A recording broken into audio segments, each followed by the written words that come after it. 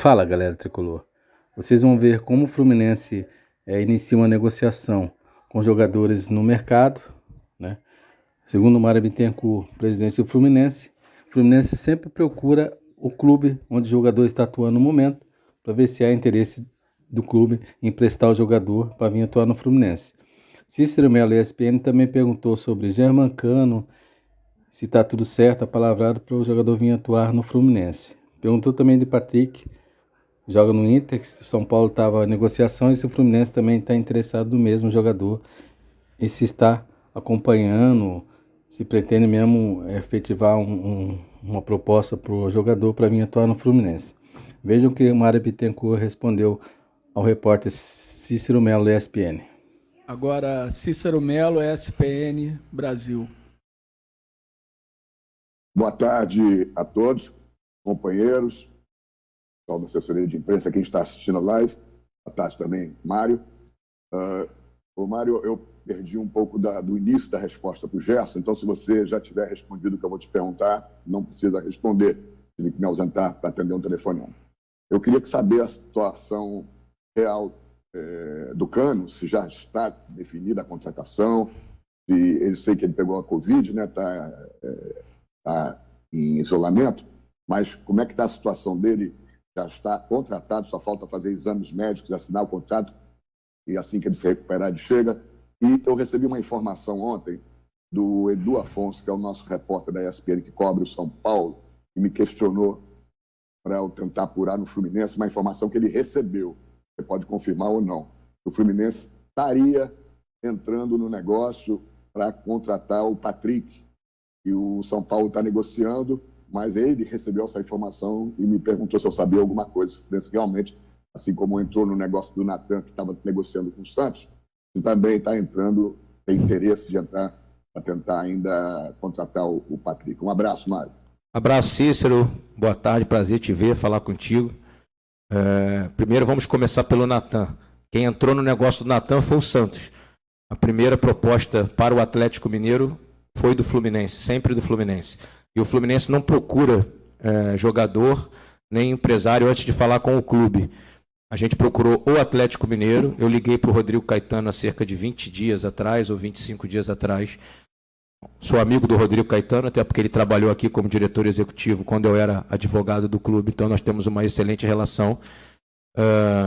E também tenho uma excelente relação com o presidente do Atlético, me dou muito bem com ele, uma grande pessoa, um grande amigo que eu fiz no futebol, o Sérgio. Liguei para ambos e perguntei se eles ficariam com o Natan lá para a temporada de 2022. Eles me disseram que tinha interesse em emprestar o jogador para colocar ele numa grande marca, num bom projeto, para que o jogador pudesse voltar a seus melhores dias. Um jogador talentosíssimo, né? Um jogador muito qualificado e jovem ainda. Eu fiz uma proposta de empréstimo, o Atlético Mineiro me fez uma contraproposta 3 dias depois, a gente aceitou a contraproposta do Atlético Mineiro. Então, entre Fluminense e Atlético Mineiro... Só um minuto, pessoal, que está dando... Eu estou me ouvindo aqui. Ou então está alguém aberto aí. Entre Fluminense e Atlético Mineiro está tudo certo há quase 20 dias. O Atlético disse, ok, eu aceito as condições do Fluminense, pode negociar com o jogador. E aí nós iniciamos a nossa negociação com o jogador, e o jogador, obviamente, foi recebendo procura de outros clubes, entre eles o Santos. Mas só para deixar pontuado que o Fluminense nunca entrou na negociação, o que também não é nenhuma irregularidade o fato do Santos ter buscado um jogador que eu estava negociando. É uma coisa do mercado, eu não estou aqui reclamando nem criticando o Santos, apenas colocando a ordem das informações, porque o Fluminense foi o primeiro clube que fez proposta pelo Natan e ele acabou vindo para o primeiro clube que fez proposta para ele. E também a informação de que saiu, de que a gente tinha aumentado drasticamente o salário do jogador para vir para cá, não é verdade. Nós fizemos apenas um reajuste do que ele ganha no Atlético Mineiro para poder suportar os custos dele de mudança para o Rio de Janeiro. Enfim, Natan respondido. Patrick, não entramos em negociação nenhuma, não fizemos nenhuma proposta pelo Patrick em nenhum momento. O que aconteceu é que há cerca de, 15 também ou 20 dias atrás, não me lembro exatamente quando o Abel chegou, o Abel fez uma lista de jogadores que ele achava interessante, obviamente colocou o Patrick, mas nós sequer iniciamos negociação sobre o Patrick, nada, não fizemos proposta. E se você quiser confirmar, Cícero, também pode ligar para o Paulo Brax, que é o diretor executivo do Inter, que também é um grande amigo que eu tenho no futebol, porque antes de ser diretor executivo, ele foi por muitos anos auditor do STJD, e eu fazia sustentações lá, minhas defesas que se acompanhavam, e ele julgava os meus processos. Então é um amigo que eu tenho de muitos anos, então qualquer relação que a gente tenha com o Inter vai ser sempre diretamente também com os dirigentes do Inter. E por fim, o Cano aceitou a nossa proposta. Como é que o Fluminense trabalha hoje? O Fluminense inicia a negociação, faz uma proposta formal por escrito, o jogador dá um aceite nessa proposta formal, e nessa proposta formal, isso foi assim com o Felipe Melo, com o William, com o Natan, enfim, com todos os jogadores que já chegaram. O Fluminense faz uma proposta por escrita formal, envia o jogador, se o jogador concorda, ele dá o aceite, não concorda, ele faz contraproposta, enfim, a gente negocia. Vem um aceite por escrito nessa proposta, e nessa proposta consta que a finalização e a formalização da negociação ou do contrato estão sujeitos, obviamente, aos exames médicos que são de praxe. Ninguém assina contrato no futebol mundial sem fazer exame médico, mas isso é uma questão de praxe, não é uma questão específica do Cano, ou do Felipe Melo, ou do William Bigode. Você está há muitos anos no futebol e sabe que é isso.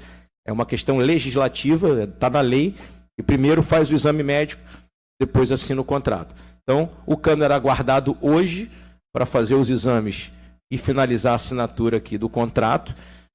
Ele chegaria ontem ao Brasil, mas os empresários dele entraram em contato conosco há cerca de dois dias atrás, dizendo que ele tinha sido acometido aí dessa nova variante da Covid, que está bem, está assintomático, não está com nenhum sintoma, mas que por questões óbvias não poderia entrar no avião e vir ao Brasil para não infectar outras pessoas. O que ficou combinado é que após o prazo de 7 dias, né, que agora esse prazo é de 7 dias aí que estão dando, ele se realizará um novo exame, e estando tudo ok, assim como o próprio Felipe Melo, que já está contratado também, está com Covid, virá ao CT, fará os exames e aí sim assinará o contrato para a gente ser apresentado. Eu fico triste apenas porque era mais um anúncio que a gente poderia fazer no dia de hoje. Essa era a nossa expectativa, de dar mais esse presente aí para o nosso torcedor, mas infelizmente por essa questão da Covid. E já vou antecipando a vocês que todos os nossos jogadores serão submetidos a exame aqui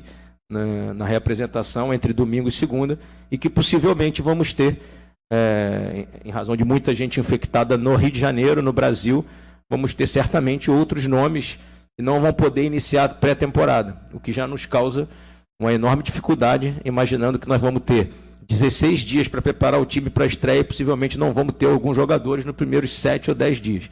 Mas eu acho que é um problema que todos os clubes vão viver. A gente tem que fazer o que fez durante toda a pandemia: não reclamar, enfrentar, trabalhar e encontrar soluções para os problemas que aparecem todos os dias.